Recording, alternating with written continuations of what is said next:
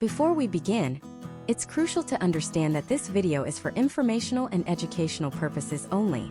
I am not a financial advisor, mortgage lender, or attorney, and this presentation does not constitute financial, legal, or professional advice. The process of securing a mortgage is complex and specific to your individual circumstances. Always consult with a qualified and licensed professional before making any major financial decisions, especially one as significant as buying a home. Imagine this for a second. You did everything right. You spent years saving up a down payment, meticulously guarding your credit score, paying every bill on time.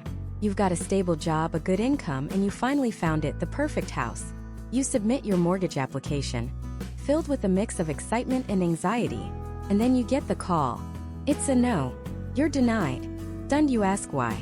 The loan officer mumbles something about your DTI, your assets not being properly sourced, and something called the QM rule. You hang up the phone, not just heartbroken but completely confused. What just happened? What you just slammed into is the invisible wall of modern American home financing. It's a gatekeeper that over 95% of all mortgage applications must pass through. Yet most homebuyers have never even heard of it. It's called the qualified mortgage rule, and understanding it is no longer optional. It is the single most important factor that determines whether you get the keys to your dream home or a soul-crushing rejection letter. Forgetting your credit score for a moment, forgetting the exact size of your down payment, this single regulation is the master key. It dictates what loans banks are willing to give, what documents they are terrified of not having, and ultimately, how they decide if you are a safe bet or a dangerous risk. And in this series, we are going to pull back the curtain on this entire framework. We are going to demystify it, break it down piece by piece so that you can walk into a lender's office not with hope, but with a strategic advantage. You will understand precisely what they are looking for, why they are asking for it, and how to position yourself as the ideal low-risk borrower they are not just willing but eager to approve. This isn't just about getting a loan. It's about getting the best loan, with the best interest rate and the lowest fees, because you'll know how to speak their language and navigate their rulebook better than anyone else. So what is this powerful, mysterious rule? Where did it come from? To understand the qualified mortgage or QM rule, you can't just look at a legal textbook. You have to go back in time to a period that feels like a different century, but whose aftershocks still shape every single real estate transaction in America today. The years leading up to the 2008 financial crisis. Before 2008, the mortgage industry was, to put it mildly, the Wild West. If you had a pulse, you could likely get a mortgage. The guiding principle for many lenders wasn't, can this person actually afford to pay this back? It was, can we package this loan up and sell it to Wall Street before it blows up? This created a frenzy of what we now call exotic and incredibly risky mortgage products. You had the infamous ninja loan. That stood for no income, no job or assets. Literally, a borrower could simply state their income on a form. No pay stubs, no tax returns, no verification required. It was called a stated income loan, but insiders called them liar loans, because the incentive was to inflate your income to qualify for a bigger, more expensive house. Then you had the interest-only loan. For the first few years, say 5 or 10 years, your monthly payment only covered the interest on the loan. The massive principal balance wasn't touched at all. It made the initial payment seem seductively affordable, but it was a ticking time bomb. Once that interest-only period ended, the payment would suddenly explode, sometimes doubling or tripling overnight, as the borrower now had to pay both principal and interest in a much shorter time frame. But even that wasn't the most dangerous. The undisputed champion of toxic loans was the negative amortization loan. This one is almost hard to believe today. With these loans, your monthly payment wasn't even enough to cover the interest. So every single month, the unpaid interest was tacked back onto your principal balance. Every month you made your payment like a good borrower, and every month you owed the bank more money than you did the month before. You were literally paying to go deeper into debt. For a few years, this house of cards stood up. Housing prices were skyrocketing, so if a borrower got into trouble, they could just sell the house for a big profit or refinance into another risky loan. Lenders made a fortune, Wall Street packaged these loans into complex securities, and everyone seemed to be winning. But it was a fantasy built on a foundation of sand. When the music stopped and housing prices began to fall, the entire system imploded. Homeowners with those exploding interest-only payments couldn't afford their new higher costs. People with negative amortization loans owed more than their house was even worth. They were underwater. They couldn't sell, they couldn't refinance. The only option was foreclosure. and it happened by the millions. This wave of defaults didn't just crash the housing market. It triggered a global financial meltdown, the worst since the Great Depression. In the aftermath of that catastrophe, the United States government stepped in and said, "Never again." In 2010, Congress passed the Dodd-Frank Wall Street Reform and Consumer Protection Act. It was a sweeping set of laws designed to put guardrails on the financial industry, and a huge piece of that legislation was the creation of a new federal agency with one job: to protect American consumers in the financial marketplace. That agency is the Consumer Financial Protection Bureau, or the CFPB. The CFPB was tasked with fixing the broken mortgage market. Their core diagnosis of the problem was simple. Lenders had been giving out loans to people who they knew or should have known had no realistic ability to pay them back. So the CFPB created a new central rule for the entire mortgage industry. It's called the Ability to Repay Rule. It's a common-sense idea enshrined into federal law. A lender must make a reasonable, good faith effort to determine that a borrower can actually afford to repay their mortgage before they issue the loan. No more ninja loans, no more hoping for the best. Lenders now had to verify income, assets, and debt using reliable third-party records. They had to look at your complete financial picture. But this created a new problem. How could a lender be absolutely certain they had met the ability to repay standard? How could they protect themselves from being sued years down the road by a borrower who defaulted? They needed a safe harbor, a clear, unambiguous set of standards that, if met, would grant them legal protection. And that safe harbor is the qualified mortgage. The QM rule is essentially a checklist. It's a specific category of loans with features that are considered safer and more stable for consumers. It prohibits those risky features of the past. No more interest-only periods, no negative amortization, no excessive upfront points and fees. And most importantly, it requires a thorough vetting of the borrower's finances, particularly their debt-to-income ratio. If a loan meets all the criteria on the QM checklist, the lender gets a strong presumption of legal compliance. They are presumed to have satisfied the ability to repay rule. This legal protection is so valuable, so critical for banks, that the vast majority of them have decided to only originate loans that fit neatly inside the qualified mortgage box. That is why this rule is the gatekeeper. If your financial life, your income, your debt, your assets, doesn't fit the specific rigid criteria of a qualified mortgage, most lenders won't even talk to you. You become too much of a legal risk. So this rule, born from the ashes of a global catastrophe, is now the bedrock of American homeownership. It's a system of checks and balances designed to prevent another crisis. It's a shield, but for the unprepared homebuyer, it can feel like an impenetrable wall. Understanding this system isn't just about getting a mortgage. It's about understanding the fundamental mechanics of how wealth is built through real estate in the United States today. It's about turning a complex regulation from a potential obstacle into your strategic advantage. So let's turn back the clock. To understand the world with the qualified mortgage rule, you first have to understand the world without it. And that world was a wild, unregulated frontier. Picture the early 2000s. The housing market wasn't just hot. It was a raging inferno. The mantra was everyone deserves a home. And on the surface, that sounds incredible. But underneath, the machinery driving this boom was built on a foundation of sand. Lenders, driven by immense profits, were creating mortgages that today would seem like science fiction. They had names like ninja loans, no income, no job or assets. That's not a joke. You could quite literally walk into a bank with no verifiable income and walk out with a mortgage for a $500,000 house.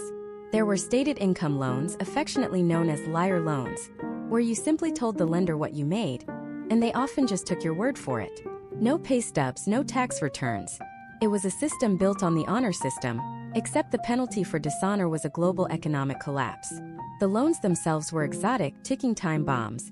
Imagine getting a mortgage where for the first few years you only pay the interest. Your monthly payment is seductively low. You feel like you've hit the jackpot. But then the reset hits. Suddenly you have to start paying the principal and your payment doubles or even triples overnight. Or worse, the negative amortization loan. With these, your monthly payments were so low they didn't even cover the interest. So every single month your total loan balance didn't go down, it went up. You were paying your mortgage every month and sinking deeper and deeper into debt. It was a casino where the dealers were telling everyone they had a foolproof system to win. And for a while it worked because home prices were only going up. If your mortgage payment exploded, you could just sell the house for a huge profit or refinance into another risky loan. The party, it seemed, would never end. And then in 2008, the music stopped. It wasn't a gradual slowdown. It was a catastrophic failure. The foundation of sand washed away. Home prices, which everyone assumed were a one-way ticket to wealth, began to plummet. Suddenly, those ticking time bomb mortgages started to detonate, one after another, in a chain reaction that ripped through every neighborhood in America. People whose payments had ballooned couldn't afford them anymore. They couldn't sell their homes because they now owed more than the house was worth. They were underwater.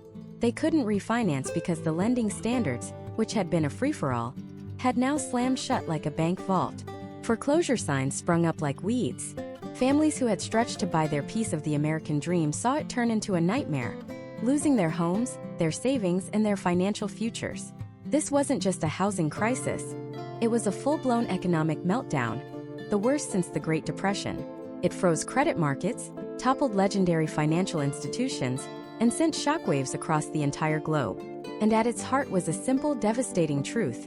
Millions of loans had been given to people who never had a realistic ability to repay them. In the aftermath of this devastation, the U.S. government stepped in and said, "Never again." The result was one of the most sweeping pieces of financial regulation in American history: the Dodd-Frank Wall Street Reform and Consumer Protection Act. It was a massive, complex law designed to put guardrails on the financial industry. And buried deep inside this legislation was a mandate for a new federal agency, the Consumer Financial Protection Bureau, or CFPB, to create a new standard for mortgages. That standard became the Qualified Mortgage, or QM rule. The core idea, the very soul of the QM rule, is breathtakingly simple. It's a concept called ability to repay. The rule essentially says to lenders, before you give someone a home loan, you must make a reasonable and good faith determination that they have the ability to pay it back. Think about that. It seems like the most basic common sense idea in the world, right? You wouldn't lend your friend $1,000 without being pretty sure they could pay you back. Yet, for years, the entire U.S. housing market operated without this fundamental principle being legally required. The QM rule changed that. It forced lenders to stop the wild speculation and return to the fundamentals of responsible lending. It meant they had to actually look at your income, your assets, your employment, your credit history, and your other debts. They had to verify it. No more liar loans. No more ninja loans. Now here's why this piece of history is critically important for you. Right now, as a potential homebuyer or refinancer, the government didn't just create a rule. They created a powerful incentive for lenders to follow it. This incentive is called a safe harbor. In legal terms, a safe harbor means that if a lender issues a loan that meets all the specific criteria of a qualified mortgage, they are presumed to have legally satisfied the ability to repay requirement. This gives them powerful protection from being sued by a borrower down the road who claims they were given an unaffordable loan. For the lender, this is a massive deal. It's a legal shield. It reduces their risk and their potential legal costs. And because of this, the vast, overwhelming majority of lenders want to issue QM loans. It's the safest, most straightforward path for them. This has fundamentally reshaped the entire mortgage landscape.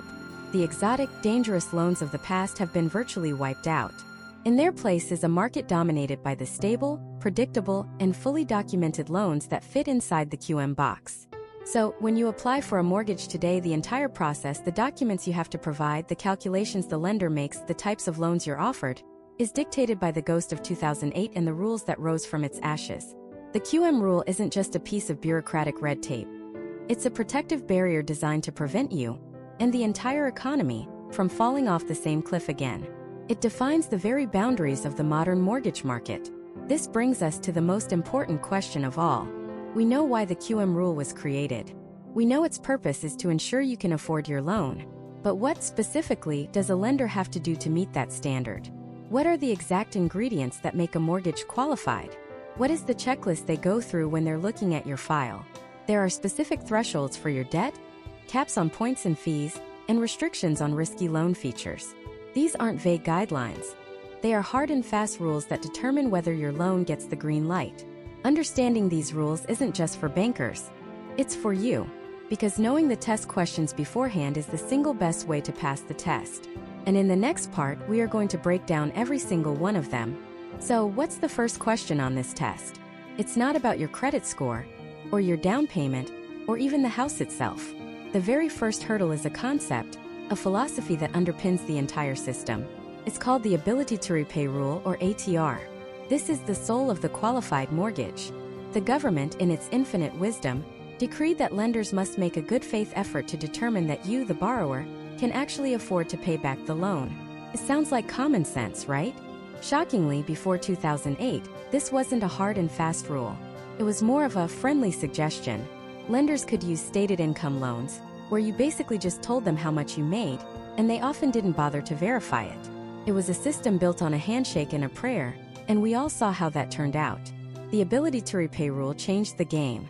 It forced lenders to pop the hood and actually look at the engine. They have to verify your income, your assets, your employment, your credit history, and your other debts. They have to run the numbers and conclude with reasonable certainty that you won't default the second you sign the papers. But here's the problem. Reasonable certainty is a vague, squishy term.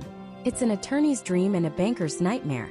What's reasonable to one person might be reckless to another. And if a lender gets it wrong, they could be sued into oblivion. This is where the qualified mortgage comes in. Think of the ATR rule as the final exam question. Can this person afford this loan? And the QM rule is the official answer key provided by the teacher. If a lender follows the QM checklist to the letter, they are legally presumed to have satisfied the ability to repay rule. It's their get-out-of-jail-free card. It's the shield that protects them. And because they want that shield, they are going to make absolutely sure your loan application fits the QM criteria. So let's go through that checklist. Let's look at the specific features that make a mortgage qualified. The first set of rules are the thou shalt nots. These are the risky, exotic loan features that were like gasoline on the fire of the 2008 crisis. A qualified mortgage absolutely cannot have them. First up, no negative amortization. This sounds complicated, but it's a simple, terrifying concept.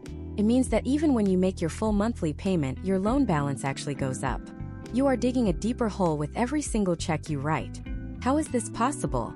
Because your payment is so small it doesn't even cover the interest being charged for that month. The unpaid interest then gets tacked onto your principal balance. It was a trap designed to offer deceptively low initial payments, and the QM rules slammed the door on it. Next on the forbidden list, no interest-only payments. An interest-only loan is exactly what it sounds like. For a set period, usually 5 or 10 years, you're only paying the interest on the loan. Your principal balance doesn't decrease by a single dollar. You're essentially renting money from the bank. The problem comes when the interest-only period ends. Suddenly, your payment skyrockets because now you have to start paying back the principal in a much shorter time frame. Millions of people were caught off guard by this payment shock. A QM loan prevents this. Every payment you make must include both principal and interest, ensuring you're always building equity and paying down your debt. The third big no-no is the balloon payment. This is a loan where you make smaller monthly payments for a period of time, but then at the end of the term, say in 7 years, the entire remaining balance is due in one massive, lump sum payment.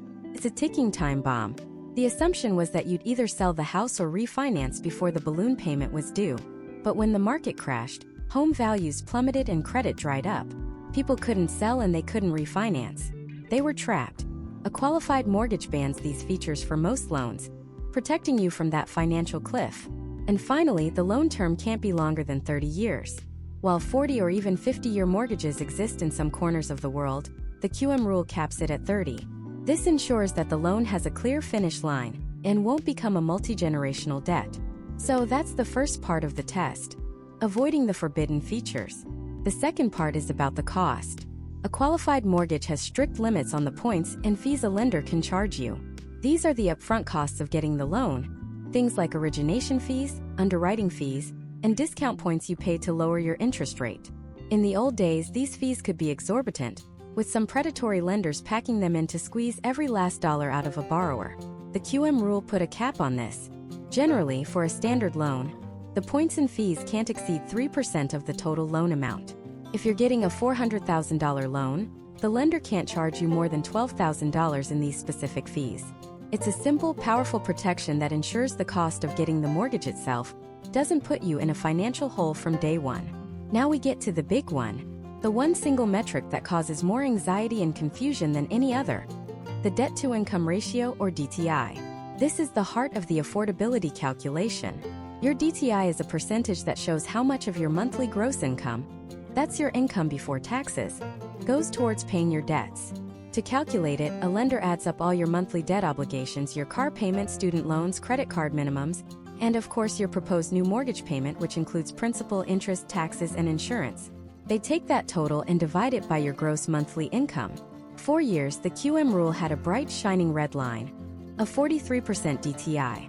If your total debts, including the new house, were more than 43% of your pre-tax income, you could not get a qualified mortgage. Period. It was a hard and fast rule, a wall that many creditworthy borrowers ran into. A self-employed person with a high income but lots of business-related debt? Denied. A young doctor with massive student loans but a skyrocketing future income? Denied. The 43% DTI cap was simple, but it was also rigid and, frankly, it locked a lot of good people out of the market. Recognizing this, the rules changed. This is critical to understand. The hard 43% DTI limit for a general QM loan is gone. It's been replaced by a more flexible and arguably more complex standard called the price-based approach. Instead of looking at your DTI in isolation, the new rule looks at the price of your loan, specifically your annual percentage rate or APR. The rule now says that if your loan's APR is not too much higher than the average interest rate for a prime mortgage, a benchmark rate called the APOR or average prime offer rate, then it can be considered a qualified mortgage, even if your DTI is over 43%. The logic is this. If a lender is willing to give you a loan at a competitive, low interest rate, they must be very confident in your ability to repay it, regardless of what the DTI number says. They've done their homework. They've looked at your assets, your savings, your cash flow, what they call compensating factors, and determined you're a safe bet. This new rule gives lenders more flexibility to approve loans for people who are perfectly capable of affording them, but don't fit into a tidy little box. So you've passed all the tests. Your loan has no risky features, the fees are capped, and even if your DTI is a bit high, your interest rate is competitive. What does that get you? More importantly, what does it get the lender? It gets them that legal shield we talked about.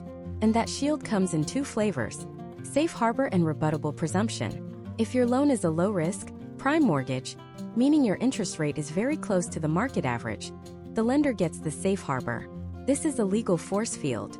It provides the maximum protection. It means it is conclusively presumed that the lender satisfied the ability to repay rule. A borrower would have an almost impossible time trying to sue the lender later on. But what if your loan is a little bit riskier? Maybe your credit isn't perfect, so your interest rate is a bit higher.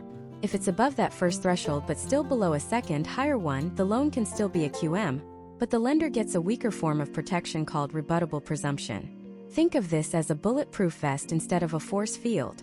The lender is presumed to have complied with the law, but that presumption is rebuttable. You, the borrower, could challenge it in court. You'd have to prove that, despite the lender's calculations, you truly did not have the income or assets to afford the loan at the time it was made. It's a high bar to clear, but the door isn't completely shut. This is the entire game. Lenders want the strongest protection possible, so they will fight to fit you into the safe harbor QM box. It means less risk for them, which translates directly into a better, lower interest rate for you. The entire mortgage origination process is a journey to check these boxes. But what happens if you can't? What if your financial picture, for whatever reason, simply doesn't conform to this rigid government template? What if you're a successful business owner who writes off most of your income on paper? Or a gig economy worker with income that's hard to document? Or you simply need a loan with an interest-only feature to manage cash flow for a short time? Are you just cut off from buying a home? No. For every rule, there is an exception. And for every box, there is a world that exists outside of it. And that world has a name. It's the world of non-qualified mortgages. And it operates on a completely different set of principles. So, what are these different principles? If the qualified mortgage world is a pristine, well-lit laboratory governed by the unwavering laws of financial physics, the non-qualified mortgage world is the vibrant, bustling marketplace outside. It's less about rigid formulas and more about the art of the deal. It's where common sense tries to make a comeback in lending. Think of it this way. A QM loan is like a self-checkout machine. You scan your items, your W-2, your credit score, your debt-to-income ratio. If everything scans correctly and the machine recognizes it, the light turns green. If one item is missing a barcode or is slightly damaged, the light turns red. A supervisor is called, but their hands are tied. The machine's rules are the rules. A non-QM loan is the old-school shopkeeper. They look at you. They look at what you're trying to buy. They listen to your story. They might see that you don't have the right form of payment according to the machine, but you have a truck full of valuable goods to trade. The shopkeeper can make a judgment call. They can look at the whole picture. This whole picture approach is the heart of the non-QM philosophy. It was created for the millions of creditworthy Americans who simply don't fit into the neat little boxes the QM rule created. So, who are these people? Who lives in this non-QM world? First, you have the self-employed, the freelancers, the entrepreneurs, the backbone of the American economy. Let's call her Sarah. Sarah runs a successful online graphic design business. Her income is fantastic, but it's not consistent. One month she lands a massive contract and brings in $30,000. The next 2 months it might be $5,000 as she works on the project. On paper, her average income is huge, but she doesn't get a neat W-2 from an employer. When she files her taxes, her smart accountant does their job and takes every legal deduction possible. Office supplies, software subscriptions, a portion of her internet bill. This is great for lowering her tax bill, but it butchers her net income on her tax return, the very number a QM lender uses. So Sarah, who makes $250,000 a year in gross revenue, might only show $50,000 in taxable income. A QM lender looks at that $50,000 figure, plugs it into their DTI calculator, and the computer says, no. It doesn't matter that her business bank accounts are overflowing. The QM rule is looking at the tax return, and only the tax return. This is where non-QM rides in like the cavalry. A non-QM lender can offer Sarah what's called a bank statement loan. Instead of her tax returns, they'll look at her last 12 or 24 months of business bank statements. They'll see the actual cash flow, the real money coming in and out of her business every single month. They'll see the $30,000 deposits. They'll see the consistent revenue. They'll use this real-world data to calculate a qualifying income. They look at the movie of her financial life, not just the single unflattering snapshot of her tax return. For Sarah and for millions of gig workers and business owners, the non-QM bank statement loan isn't just an alternative. It's the only path to homeownership. Next up in the non-QM world is the real estate investor. Let's call him David. David owns 3 rental properties already and wants to buy a 4th. He still has a day job, but his personal debt-to-income ratio is already a bit high because of the mortgages on his other properties. When he goes to a QM lender, they look at his personal W-2 income and his personal debts, including all his mortgages. The numbers don't work. The DTI is over the 43% limit. The QM machine says, no. But David is frustrated. He says, wait a minute. The new property I want to buy will generate $1,200 a month in rent. The mortgage payment is only $900. The property pays for itself and then some. Why does my personal salary even matter so much? This is a question the non-QM world was built to answer. For an investor like David, a non-QM lender can use what's called a debt service coverage ratio, or DSCR loan. That sounds complicated, but the concept is beautifully simple. The lender almost completely ignores David's personal income. Instead, they ask one simple question. Does the property itself generate enough income to cover the mortgage payment? They'll look at the projected rent for the new property. Let's say it's that $1,200. They'll look at the total proposed monthly housing payment, principal, interest, taxes, and insurance, which is $900. They divide the rent by the payment. $1,200 divided by $900 is 1.33. This is the debt service coverage ratio. Most DSCR lenders want to see a ratio of 1.25 or higher, meaning the property generates 25% more income than its expenses. David's property clears that with flying colors. The loan is approved based on the asset's performance, not the borrower's personal DTI. It's a business loan for a business asset. Just makes sense. And finally, you have the people who've hit a temporary rough patch. Imagine a couple who had a major medical emergency last year. They drained their savings and were late on a few credit card payments while dealing with the crisis. Now everything is back on track. They have a huge down payment saved up again. Their income is higher than ever, but that recent credit history, that credit event, disqualifies them from a QM loan for a few years. The QM algorithm sees the late pays and shuts the door. A non-QM underwriter, a real human being, can look at their application. They can read the letter of explanation. They can see the hospital bills. They can understand that this was a one-time life event, not a pattern of financial irresponsibility. They can see the high income and the large down payment as massive compensating factors. They can look at the whole person, not just the FICO score. and they can approve the loan. So, if non-QM loans are so great, so flexible, so common sense, why doesn't everyone just get one? What's the catch? The catch is risk, and the price of that risk.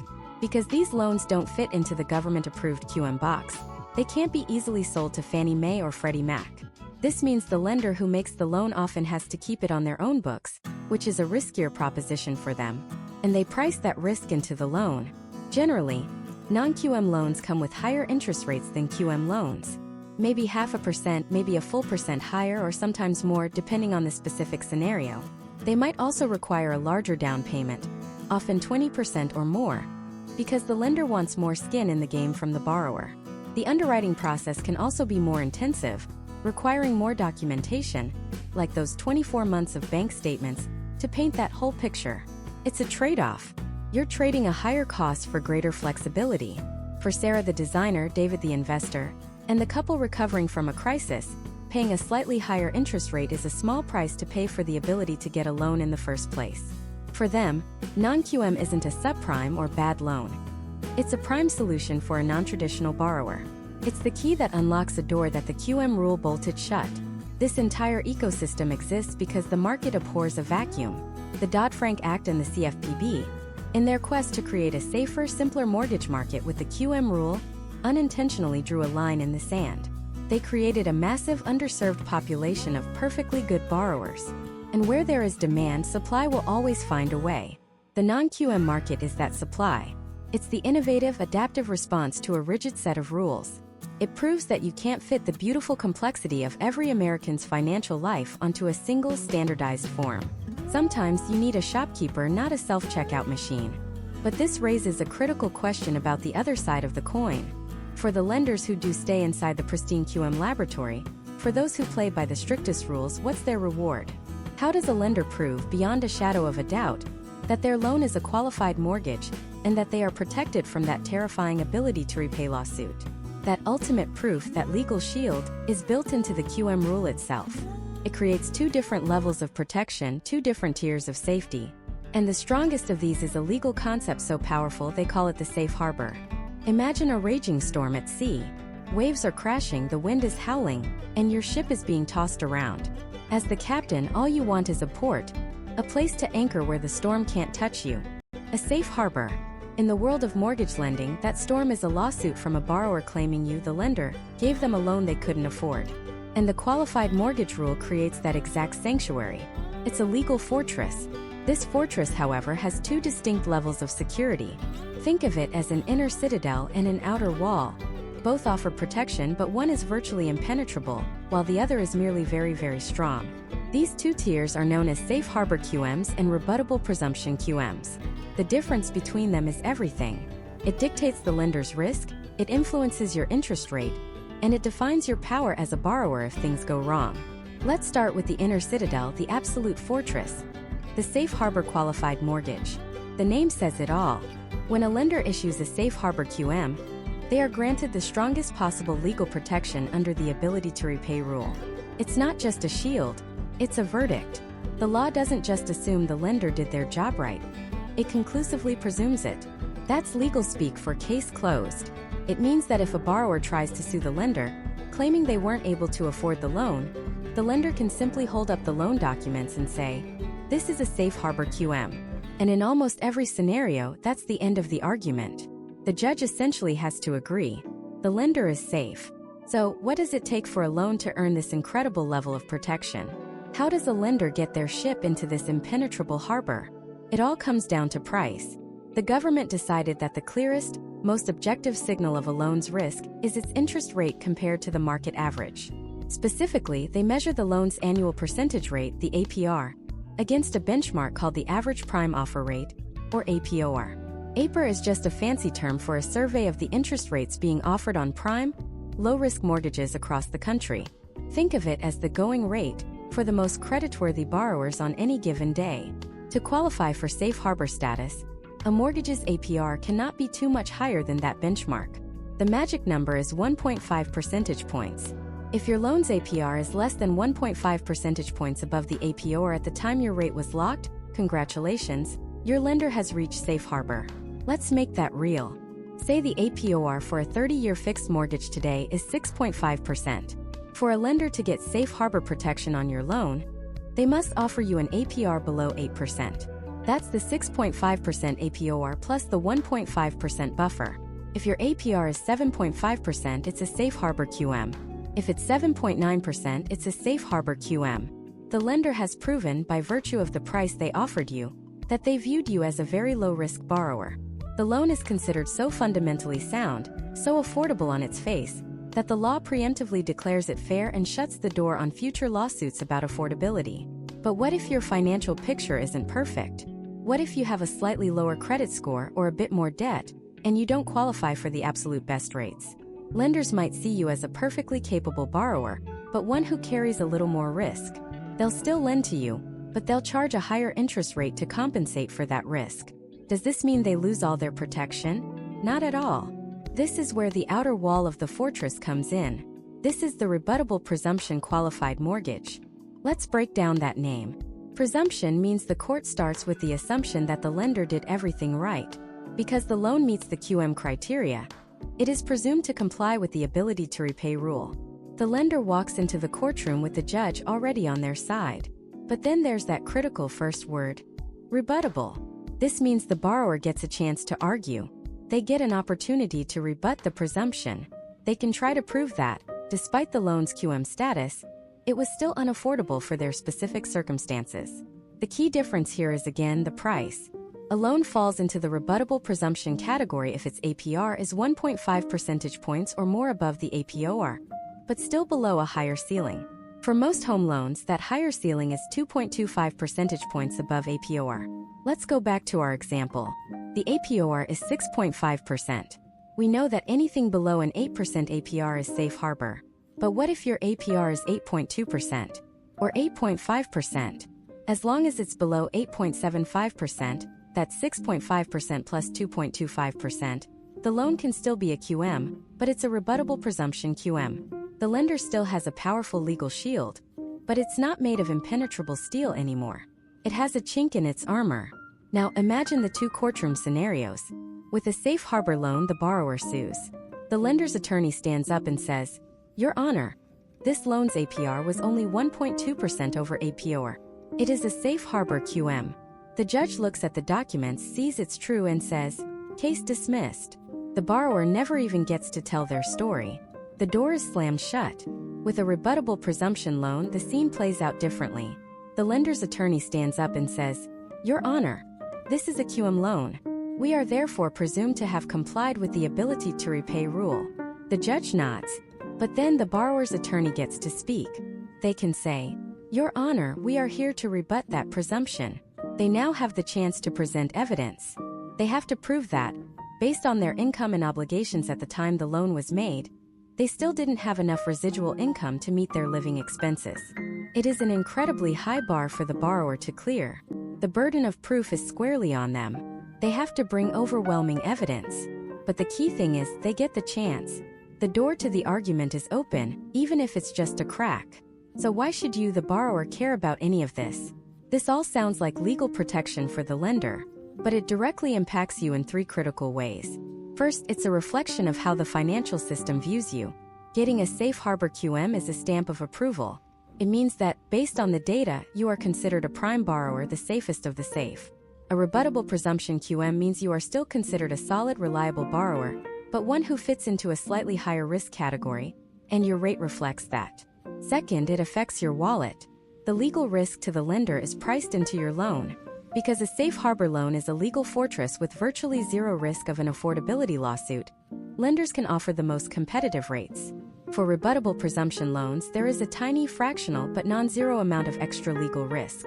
Lenders may factor that minuscule risk into their pricing models, contributing to the slightly higher rate you pay. And third, it defines your power.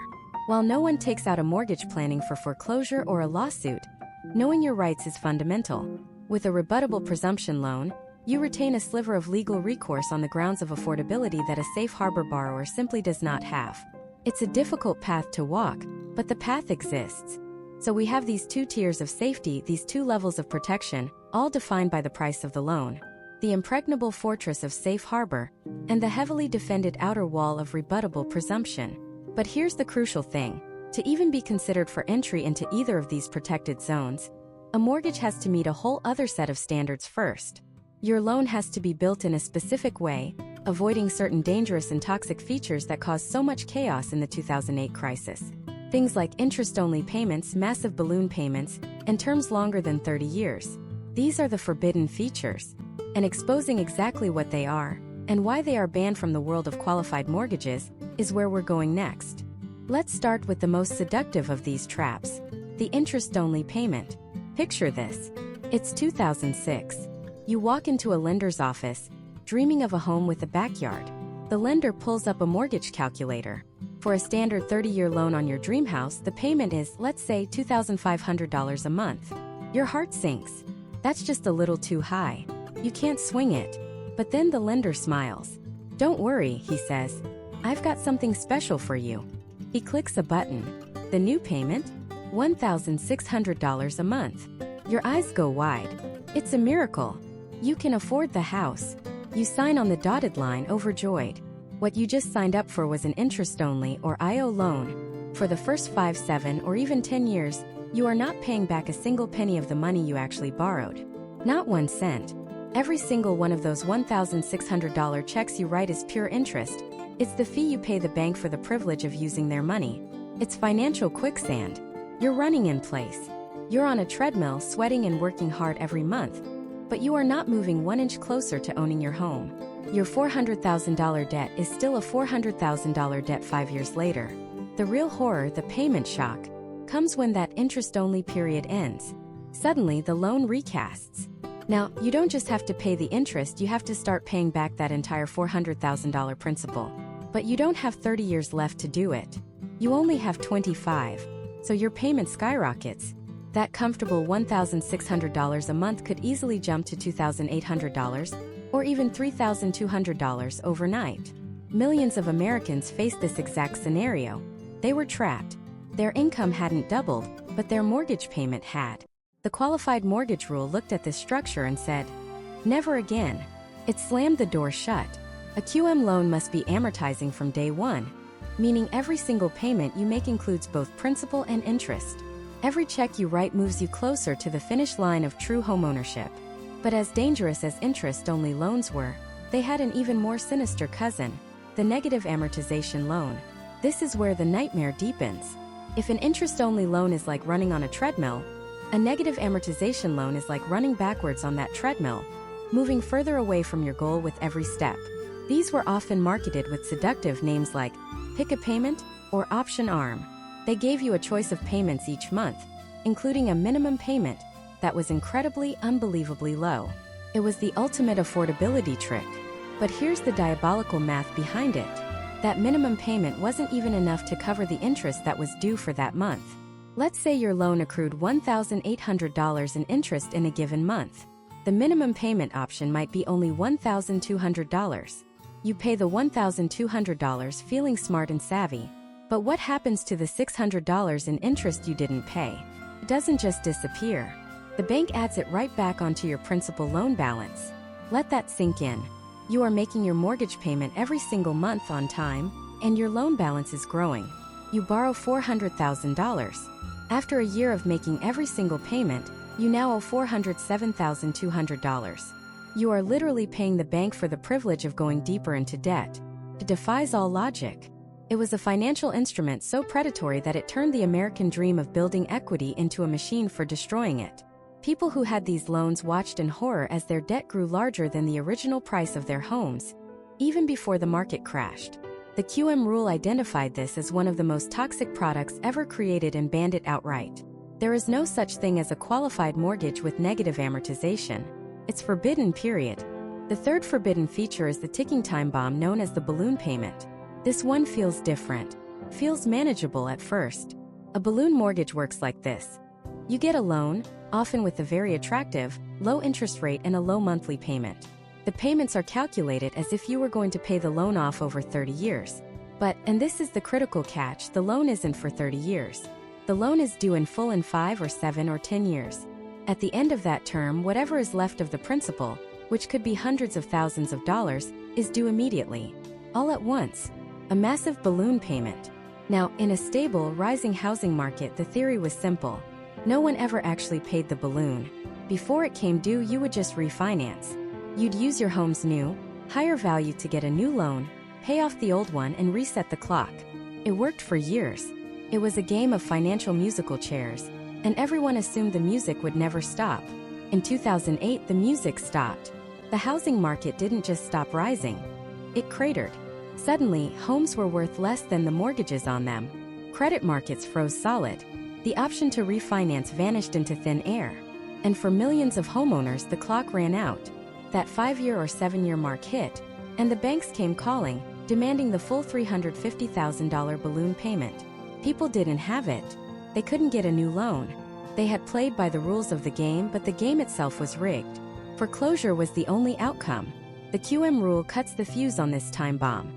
To be a qualified mortgage, a loan must be fully amortizing. It must have a regular, predictable schedule of payments that pays the loan off completely by the end of the term. No surprises. No ticking clocks. No massive payment due on year 7 that could cost you your home. Finally, we have the fourth and most subtle of the forbidden features. Loan terms longer than 30 years. This doesn't sound as scary, does it? What's the harm in a 40-year mortgage? The monthly payment would be even lower. And that's exactly the trap. It preys on our tendency to focus only on the monthly payment, not the total cost. Let's run the numbers. You get a $400,000 loan at a 6% interest rate. On a standard 30-year term, your principal and interest payment is about $2,400 a month. Over those 30 years, you will pay the bank about $463,000 in pure interest. That's a lot, but it's the standard. Now let's stretch that to a 40-year term. The lender shows you that your payment drops to about $2,200 a month. You save $200 every month.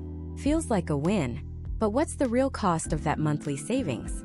Over 40 years, the total interest you pay on that same $400,000 loan isn't $463,000. It's over $660,000. By stretching out the loan for just one extra decade, you hand the bank an additional $200,000. $200,000 of your family's wealth, transferred directly to the lender, in exchange for a slightly lower monthly payment. It also means you build equity at a painfully slow rate.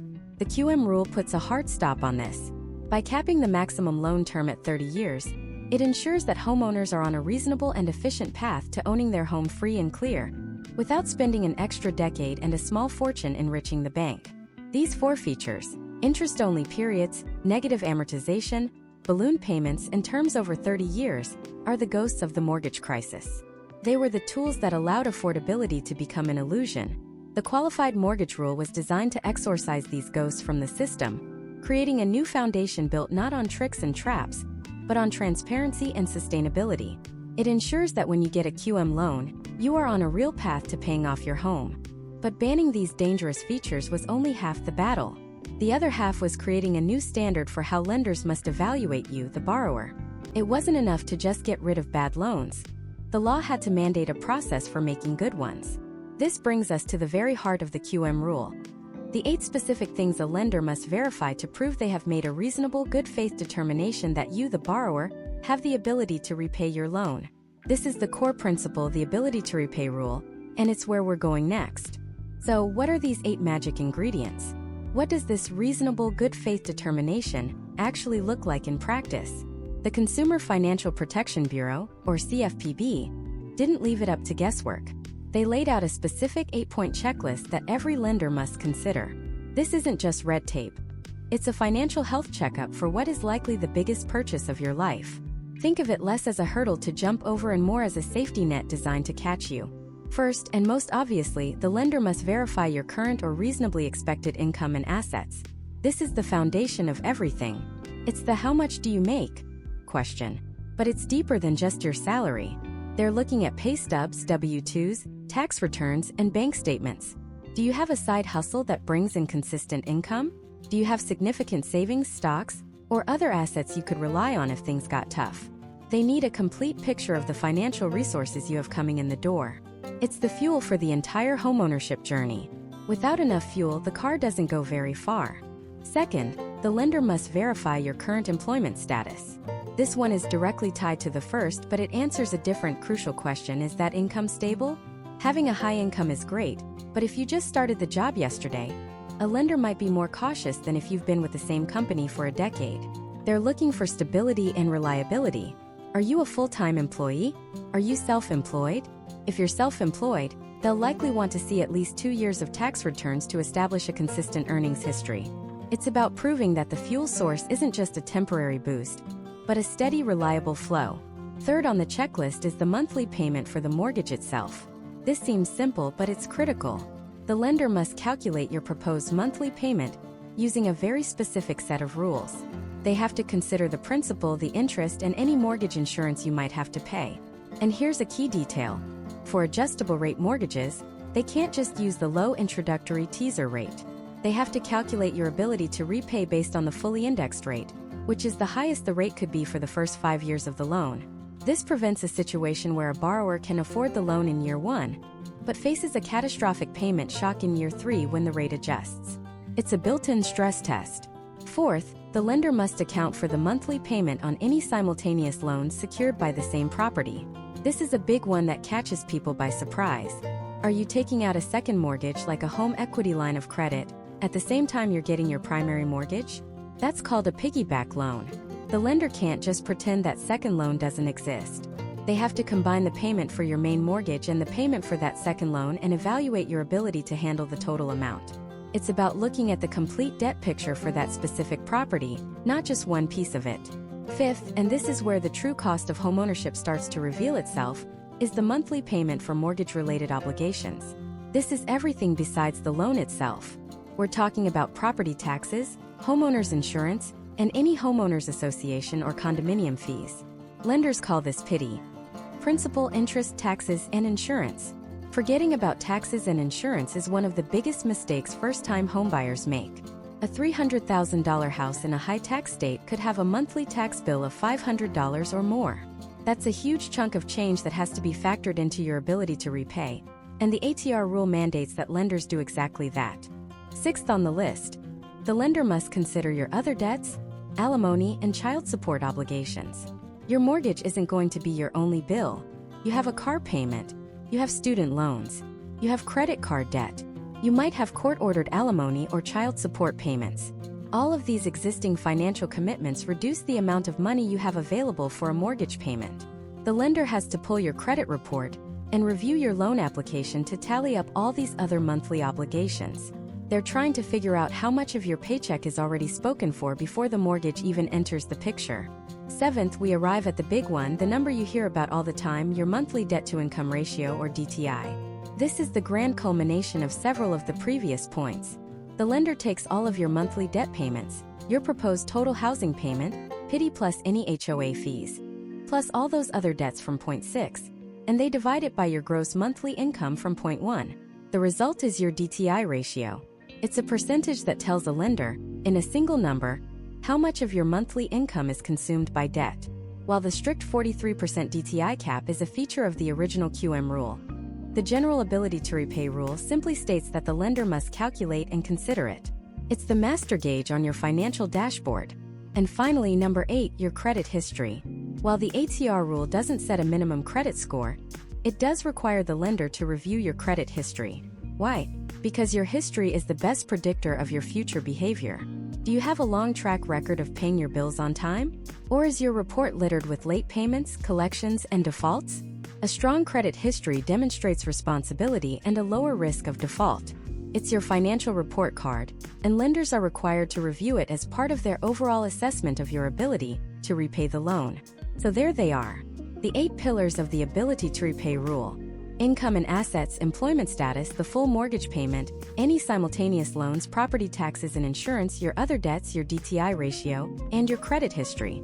When a lender follows these 8 steps, documents everything, and concludes that you can, in fact, afford the loan, they have met their obligation under the law.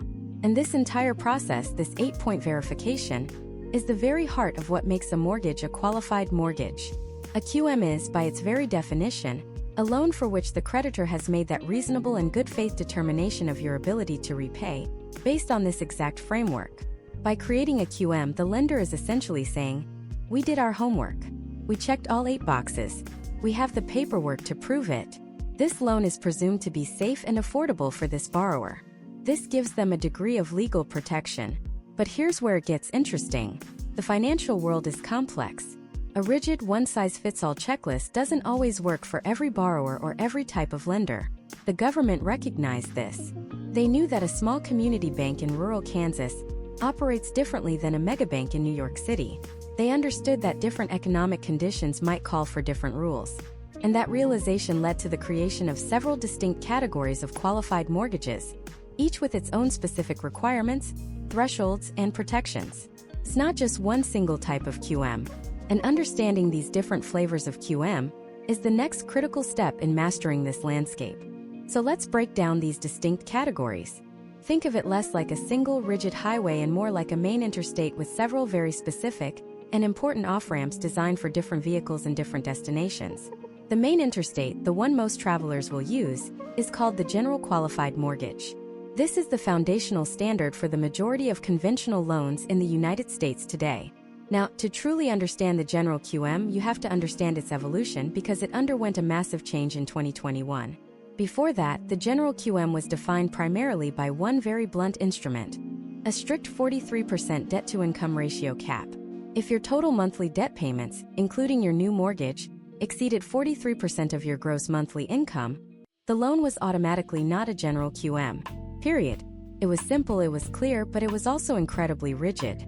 It created what was known as a cliff, where a borrower at 42.9% DTI could get a loan, but someone at 43.1%, perhaps with a huge amount of savings or other compensating factors, was shut out. The rule was well-intentioned, but it didn't account for the nuances of a borrower's complete financial picture. So the regulators went back to the drawing board. They knew they needed a more flexible, holistic approach. The result is the current General QM rule, which completely replaced that hard 43% DTI cap. Instead of focusing on a single borrower metric, the new rule focuses on the price of the loan itself. The core idea is simple. If a loan is priced close to the average market rate, it's presumed to be a safe, affordable, and therefore a qualified mortgage. Here's how it works. The rule uses a benchmark called the average prime offer rate, or APOR. You can think of APOR as the average best-in-class interest rate being offered to low-risk borrowers across the country at any given time. Under the new General QM, a loan is qualified if its annual percentage rate, or APR, doesn't exceed the APOR by a certain amount. For most first-lien mortgages, that threshold is 2.25 percentage points. So, for example, if the APOR for a 30-year fixed loan is currently 6%, a lender could offer you a loan with an APR up to 8.25%, and it could still be a General QM. This price-based approach gives lenders far more flexibility. They can now approve a borrower with a higher DTI, say 47%, if that borrower has other strengths, like a high credit score or significant cash reserves. The lender might charge a slightly higher interest rate to compensate for the perceived risk, but as long as that rate, the APR, stays under the APOR plus 2.25% ceiling, the loan maintains its QM status and its legal protections. It replaced a rigid cliff with a gradual slope, allowing lenders to use their judgment again, within a safe pricing corridor. But the price isn't the only requirement for a General QM. It also carries forward a critical list of forbidden features, the kind of toxic loan terms that fueled the 2008 crisis. A General QM cannot have negative amortization, meaning the principal balance can never increase over time. It can't have interest-only payments, where you're not paying down any principal for a period. It generally can't have a balloon payment, where a massive lump sum is due at the end. And the loan term can't be longer than 30 years. These prohibitions are non-negotiable guardrails. Finally, there's a strict cap on the points and fees a lender can charge. For most loans, this is capped at 3% of the total loan amount. This prevents lenders from packing a loan with excessive upfront charges and junk fees, ensuring the cost of the mortgage is transparent and reasonable. So to recap the General QM, it's defined by its price relative to the market, its prohibition of risky features, and its cap on fees. Now, before this new price-based rule was created, there was a huge temporary category of QM that dominated the market for years. It was officially called the temporary GSE QM, but everyone in the industry knew it by its nickname, the GSE patch. This was a special carve-out created for loans that were eligible to be purchased or guaranteed by Fannie Mae or Freddie Mac, the two government-sponsored enterprises. The logic of the patch was straightforward. If a loan is good enough for Fannie or Freddie, who have their own sophisticated, time-tested underwriting systems, then it should be considered a qualified mortgage. For nearly a decade, this patch was the path of least resistance. It allowed millions of loans with DTI ratios above the 43% cap to be made, simply because they met Fannie or Freddie's automated underwriting criteria. But the patch was always intended to be temporary. Critics argued it gave too much power to Fannie and Freddie, essentially outsourcing the definition of a safe loan to two private companies. It created a system where the government was setting a rule, the 43% DTI cap, and then immediately creating a massive loophole that most of the market used. The plan was always to let this patch expire and replace it with a more permanent, uniform solution. That's exactly what happened. The expiration of the GSE patch on July 1, 2021, was the catalyst that forced the industry to fully adopt the new price-based general QM rule we just discussed. The patch is gone, but understanding its history is crucial to understanding why the rules look the way they do today. So we have the general QM, our main interstate. But what about the off-ramps? One of the most important is the small creditor QM. The government recognized that small, local lenders, community banks and credit unions operate differently than a multinational banking giant. They often have deep roots in their communities and personal relationships with their borrowers. They aren't just looking at an algorithm, they're looking at the person across the desk. To preserve this kind of relationship-based lending, the rules created a special category for so-called small creditors.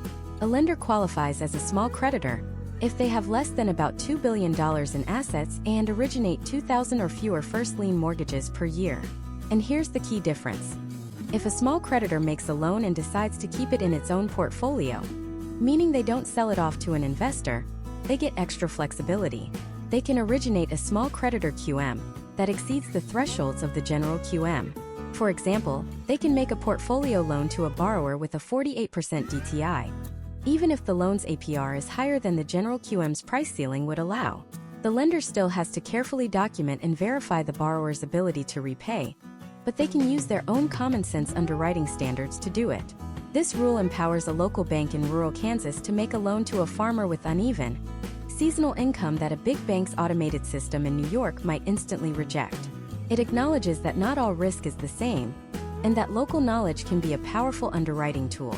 This category ensures that smaller institutions can continue to serve their communities effectively without being forced into the one-size-fits-all box of the general QM. So we have the general QM, the standard for most conventional loans. We have the small creditor QM, a special path for local lenders.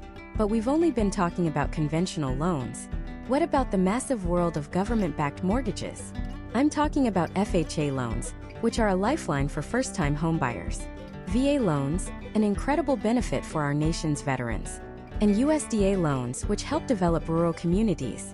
Do these loans have to follow the same general QM rules? Are they held to the same price-based standard? The answer is no. They operate under their own, distinct set of QM rules, with their own unique requirements and powerful advantages. These government agencies have their own definitions of what makes a safe and qualified loan, and understanding them is absolutely essential for a huge portion of the home-buying public. And it's into that world of government-backed qualified mortgages that we are headed next. So when we talk about government-backed loans, we're really talking about three giants: the FHA, the VA, and the USDA. The Federal Housing Administration, the Department of Veterans Affairs, and the U.S. Department of Agriculture. Each of these agencies was given the authority to create its own flavor of qualified mortgage, tailored specifically to the unique populations they serve. This was a critical and brilliant feature of the Dodd-Frank Act. Lawmakers understood that a single rigid definition of a safe loan, designed for a perfect borrower with a 20% down payment and an 800 credit score, would slam the door on millions of creditworthy Americans. It would have been like designing a car that only works on perfectly smooth, straight highways, ignoring the reality of winding country roads and bustling city streets. The FHA, VA, and USDA loans are the different vehicles designed for those different terrains. They are all considered qualified mortgages by definition, granting lenders the same legal protection as a general QM loan, but they achieve that status by following their own, unique set of rules. Let's start with the most well-known of the three, the FHA loan. The FHA doesn't actually lend you money. Instead, it insures your loan. It provides a guarantee to the lender that if you, the borrower, default, The FHA will cover the lender's losses. This insurance is what makes lenders comfortable with what might otherwise look like a riskier loan. And who is the FHA loan designed for? Primarily, it's for first-time homebuyers and borrowers who may not have a large down payment saved up or who have less than perfect credit. Think about the classic chicken and egg problem for a young person or family. You need a good job to afford a house, but by the time you have that good job, you haven't had enough years to save up the 20% down payment that conventional loans often prefer. The FHA breaks this cycle. The hallmark of the FHA's version of a qualified mortgage is its low down payment requirement, as low as 3.5%. This is a world away from the tens of thousands, or even hundreds of thousands, of dollars needed for a conventional 20% down payment in many markets. FHA guidelines are also more forgiving on credit scores. While a conventional loan might want to see a score well north of 700, you can often qualify for an FHA loan with a score significantly lower. So what's the catch? How does the FHA make this safe? The answer is mortgage insurance premium, or MIP. FHA borrowers pay for the insurance that protects the lender. This comes in two forms: an upfront mortgage insurance premium, which is typically rolled into the total loan amount, and an annual mortgage insurance premium, which is paid monthly as part of your mortgage payment. For most FHA borrowers today, that monthly MIP is the feature for the entire life of the loan, unless you refinance into a different loan type. This is the trade-off. You get access to homeownership with a lower barrier to entry, and in exchange, your monthly payment is higher to cover that insurance. The FHA's QM rule recognizes this structure as a safe and sound way to lend, creating a vital pathway for millions. Now let's shift gears to another, profoundly important type of government-backed QM: the VA loan. If the FHA loan is about access, the VA loan is about service. It is a benefit earned by eligible active duty service members, veterans, and surviving spouses. And its defining feature is, without a doubt, one of the most powerful tools in all of real estate finance: the potential for a 0% down payment. That's not a typo. 0 down. For a military family that moves every few years, saving a massive down payment is often an impossible task. The VA loan program acknowledges this reality. It provides a pathway to homeownership and stability for those who have served the country. Like the FHA, the VA doesn't make the loan. It guarantees a portion of it for the lender. This guarantee is so strong that lenders are comfortable originating these loans with no down payment at all. And here's another huge benefit: VA loans do not have monthly mortgage insurance. This can save borrowers hundreds of dollars every single month compared to an FHA loan, or a conventional loan with less than 20% down. So how does the VA define its own qualified mortgage standards? They still look at credit and income, of course, but they use a more holistic approach. Instead of just a rigid debt-to-income ratio, the VA places a heavy emphasis on something called residual income. This is the amount of money a veteran has left over each month after all major expenses are paid, including the new mortgage, taxes, insurance, and other debts. The VA has specific residual income thresholds based on family size and region. This is a common sense check. It asks a more important question than just, what is your debt ratio? It asks, after everything is paid, will you actually have enough money left over to live? This flexible, real-world underwriting is at the heart of the VA's QM rule, making it an incredibly effective program that boasts one of the lowest foreclosure rates of any loan type. Finally, let's travel to the parts of the country often overlooked by big finance: rural America. This is the domain of the USDA loan, specifically the Single-Family Housing Guaranteed Loan Program. The mission of this program is simple: to help low to moderate income households purchase homes in eligible rural areas. The USDA's goal is to promote prosperity and quality of life in these communities. And to do that, they offer a qualified mortgage with some truly incredible features, including, like the VA loan, the possibility of a 0% down payment. The USDA's version of a QM has some unique guardrails you won't find elsewhere. First, there are geographic restrictions. The property you're buying must be located in a designated eligible area. Now, rural might make you think of farms and fields. And while that's true, the USDA's definition is surprisingly broad. Many small towns and suburban areas on the outskirts of major cities qualify. Second, there are income limits. Unlike FHA or VA loans, the USDA program is specifically for low to moderate income borrowers. Your total household income cannot exceed a certain limit, which varies by region. These two restrictions, location and income, are the core of the USDA's QM framework. They ensure the program's benefits are targeted precisely to the people and places it was designed to help. In exchange for meeting these criteria, a borrower can get a 30-year, fixed-rate mortgage with no down payment and favorable interest rates. The program is funded by a one-time guarantee fee and a small annual fee, which are typically less expensive than the FHA's mortgage insurance. For the right borrower in the right location, the USDA loan is an unparalleled opportunity, a QM pathway that builds and strengthens the backbone of America's small towns.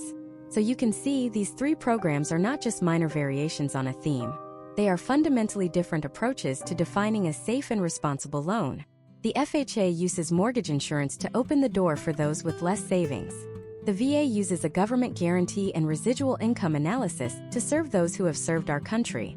And the USDA uses geographic and income targeting to foster development in rural communities. They are the essential exceptions that prove the rule, demonstrating that the concept of a qualified mortgage is flexible enough to protect the financial system while still fulfilling the American dream of homeownership for as many people as possible. But this raises a fascinating and critical final question. We have spent all this time talking about the loans that fit neatly inside one of the qualified mortgage boxes: the general QM, the FHA, the VA, the USDA. But what about the loans that don't? What happens when a borrower is perfectly capable of repaying a loan, but for one reason or another, their financial picture doesn't meet these specific QM criteria? Are they just locked out of the market forever? Or is there another world of lending out there operating just outside these lines? A world of so-called non-qualified mortgages. And that is where our journey is headed for its final crucial chapter. This parallel market, the one for non-qualified mortgages or non-QM, isn't a shadowy back alley. It's a vital, legitimate, and growing part of the housing finance system, designed for millions of creditworthy Americans who simply don't fit into the standardized box the QM rule creates. Think of it this way. The qualified mortgage is the superhighway of lending, straight, predictable, with clear rules and guardrails for everyone. A non-QM loan is the scenic route. It might have a few more twists and turns, and it requires a more experienced driver, but it can get you to the exact same destination: homeownership. So who travels this route? Who are these borrowers? They're not the subprime caricatures from the past. They are often some of the most financially savvy and successful people in the country. Meet the entrepreneur. She's built a successful e-commerce business from the ground up. Her income is in a neat W-2 statement every 2 weeks. It's lumpy.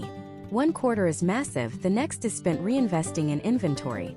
She writes off business expenses, a new computer, marketing costs, travel, all legitimate deductions that lower her taxable income on paper.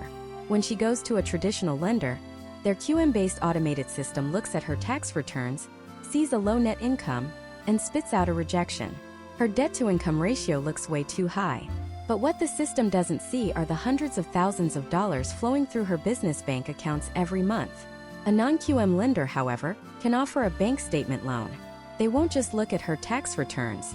They'll analyze 12 or 24 months of her bank statements to see the real cash flow of her business and qualify her based on the actual, consistent revenue she generates. She's not a risk. She's a classic case of a borrower whose financial life doesn't fit on a standard form. Or consider the real estate investor. He owns 6 rental properties and he wants to buy a 7th. Each property generates income, but each also has its own mortgage, insurance, and tax payments.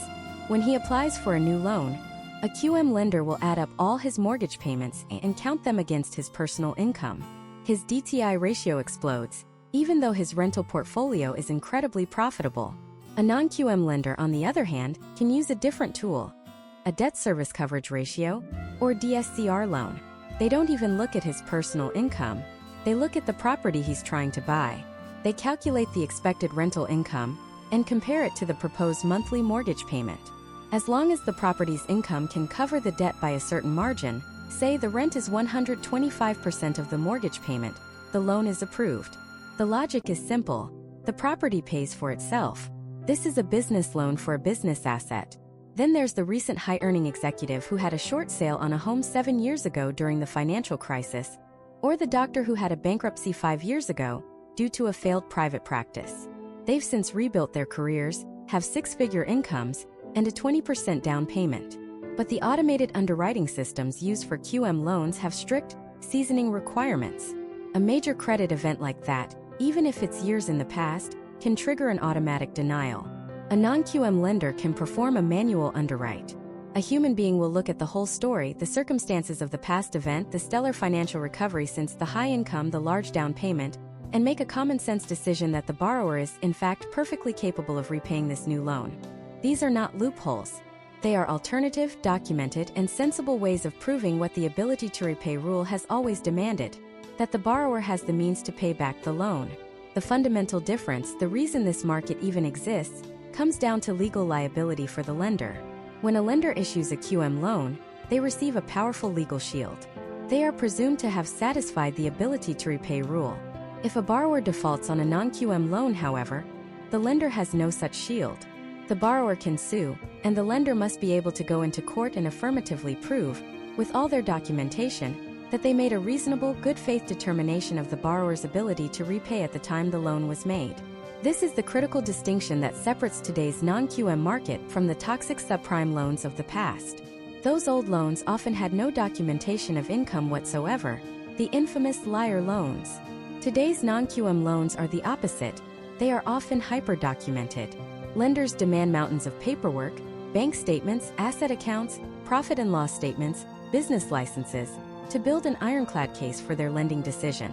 They have to because they are taking on more risk. And because of that increased risk, non-QM loans do come with trade-offs. The interest rates are typically higher than a comparable QM loan, anywhere from 0.5% to a few percentage points more. The fees might be higher, and the down payment requirements are often stricter, usually demanding 20% or more. This isn't predatory. It's a simple risk-based pricing adjustment. The lender is charging more because they are accepting a greater legal and financial risk in a world without the QM safe harbor. So, as we stand here at the end of our journey, what have we learned? We've seen how the chaos of the 2008 financial crisis gave birth to a sweeping new set of regulations, all designed to answer one simple question: can you actually afford this mortgage? We saw how the government tried to define the perfectly safe loan through the qualified mortgage rule, creating a standard that would protect both borrowers and the financial system. We saw how that definition had to evolve, moving from a rigid 43% DTI straitjacket to a more flexible model based on a loan's price. And finally, we've seen that for every rule, an exception must exist.